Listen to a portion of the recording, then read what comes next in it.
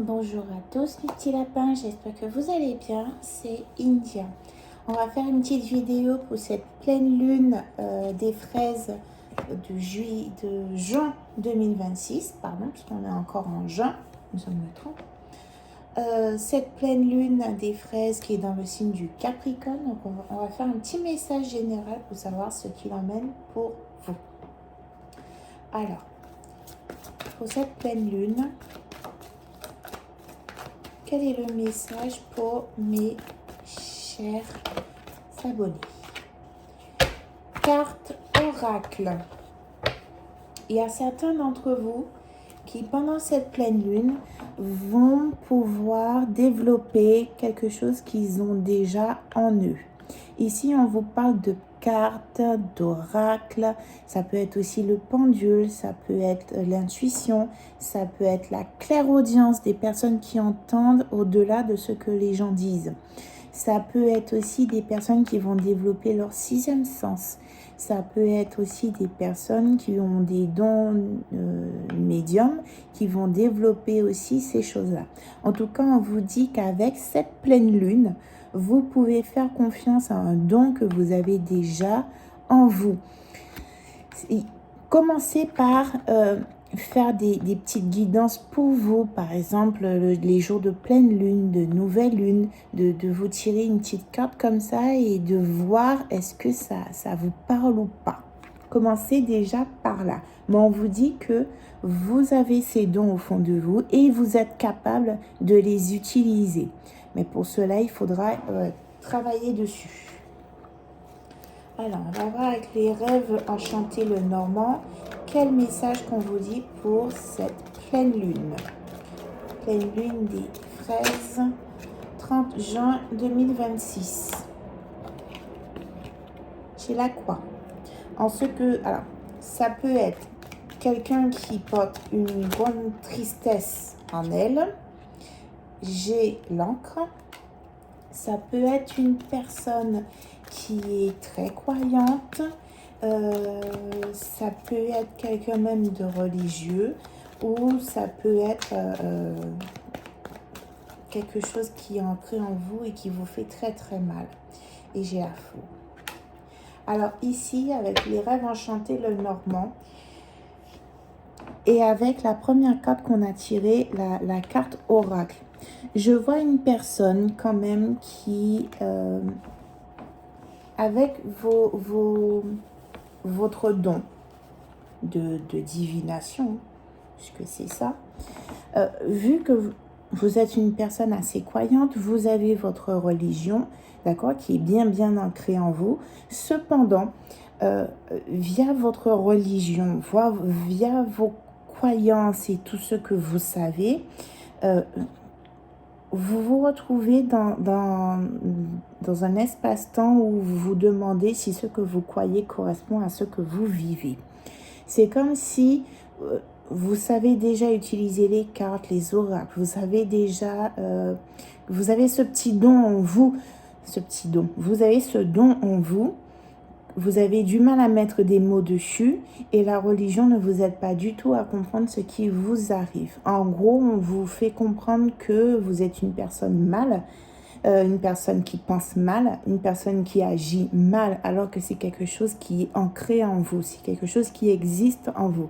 Et ça crée chez vous comme une sorte de dépression, comme une sorte de décompensation psychologique. Hein. Parce que d'un côté, vous savez très bien tirer aux cartes, vous savez très bien tirer avec le pendule, avec tout ce que vous voulez, vous comprenez bien les choses qui arrivent, votre intuition est bien développée, votre sixième sens est bien développé, sauf que la religion dit qu'en haut c'est le paradis, en bas c'est l'enfer, et si vous faites l'oracle ou les cartes ou les dés ou les runes, ben vous irez en enfer. Donc voilà, j'ai cette personne là en cette pleine lune qui va devoir trancher et qui va devoir comprendre que c'est pas parce que vous avez un don que vous êtes différent des autres.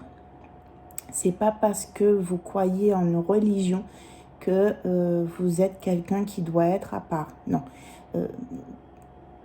Il faut que vous tranchiez pour sortir de ces choses qui vous font mal. Parce que j'ai l'impression que vous êtes en train de lutter à contresens et contre vous-même. Vous êtes en train de lutter à cause de vos croyances sur quelque chose que vous avez en vous. Alors, je vais donner un exemple très, très simple et très, très clair.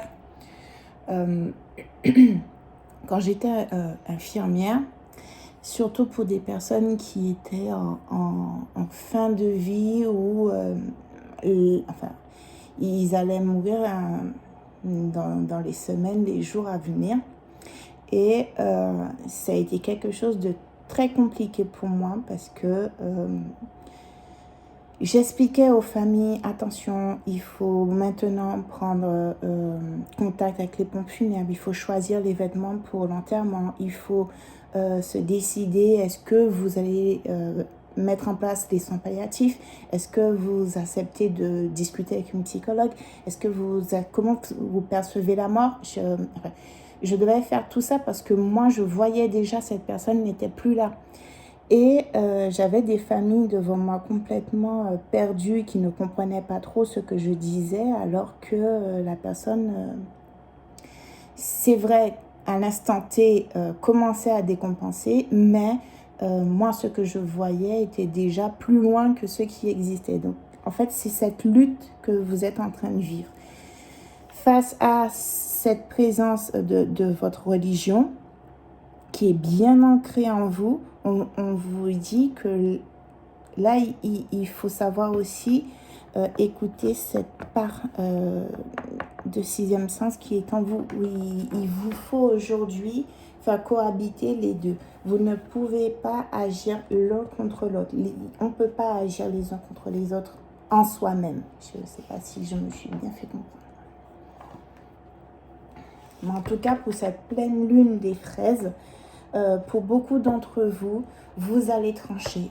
Vous allez trancher et vous allez essayer de souffler un petit peu et de vous dire, je ne rêve pas. Je suis pas en train de me dédoubler, c'est pas une maladie psychiatrique, c'est pas mauvais, c'est pas aller voir Satan, c'est pas aller voir le mal, c'est juste une part de moi que j'accepte. Il y en a beaucoup qui vont se dire ça. Pour beaucoup d'entre vous, vous allez écouter votre cœur, vous allez écouter cette petite intuition, cette petite voix au fond de vous qui vous dit que vous n'êtes pas une personne mauvaise. Vous êtes une bonne personne, c'est juste que vous avez un don qui est un peu plus développé et qui se développe même à votre insu parce que moins vous y croyez, plus il se développe. Moins vous pensez voir les choses, plus vous voyez les choses. On parle ici d'une personne qui a la trentaine, qui est brune. Et un courrier. Il y a certains d'entre vous, vous allez pencher par écrit tout ce que vous voyez, tout ce que vous entendez. Vous allez mettre par écrit tout ce qui vous tient à cœur, en fait. Vous allez déposer la peine que vous avez sur papier. Pour d'autres,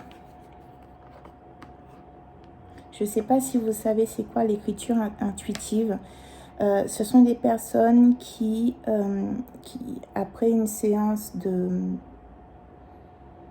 méditation, on va prendre un stylo, une feuille blanche et puis on va prendre de grandes inspirations et on va laisser faire les choses. Et il y en a qui vont écrire quelques mots, il y en a qui vont écrire des phrases, il y en a qui vont écrire des choses, mais ça va vous permettre de mettre en lumière votre don spirituel. Ça parle bien de spiritualité pour cette pleine lune des fraises. Hein. Dernier petit message, on va prendre un petit message de Mère Nature. Qu'est-ce qu'elle nous dit là pour cette pleine lune des fraises? On aurait aimé qu'il y ait un peu de neige. Je ne vous cache pas. Hein. Je rêve. On vous dit cet instant est précieux. Ne laisse pas tes pensées s'égarer. La beauté se vit ici et maintenant. Ne laisse pas tes pensées s'égarer. Pas que tes pensées. Hein. Tu dois aussi comprendre que tu n'es pas une mauvaise personne. Et ça, je l'entends beaucoup. Hein. Tu n'es pas une mauvaise personne. Ce n'est pas parce que tu as des cartes des oreilles que tu n'es pas une mauvaise personne. J'ai une carte qui dépasse que je vais prendre pour vous. Trouve ton rythme. Elle est belle. Hein. Franchement, j'adore l'image parce que c'est vraiment ça.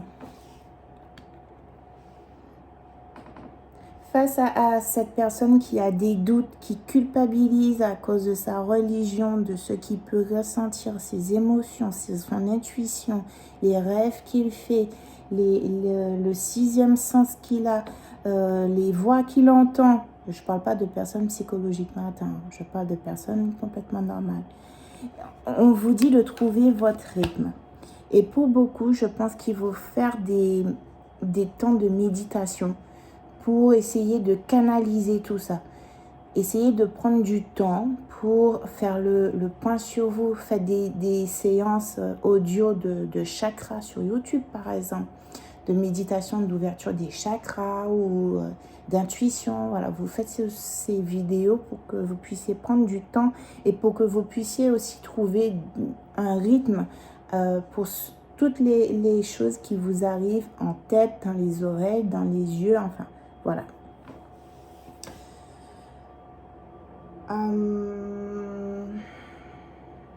Est-ce que... Oui, je vais prendre une dernière petite carte et après c'est fini. Oh, elle a sauté. On vous dit providence divine. Crois en la providence divine dans ton parcours. Je vous ai dit, hein, vous n'êtes pas une mauvaise personne. Ce n'est pas la religion qui vous définit, ce n'est pas votre travail qui vous définit, c'est vous et vous-même. Et en vous, vous avez un don spirituel qui se développe, qu'il va falloir canaliser, qu'il va falloir prendre du temps pour le laisser aussi s'épanouir, pour que vous puissiez vous épanouir. Et là, cette pleine lune met en lumière ce don et vous dit que vous n'êtes pas une mauvaise personne. Je vous remercie.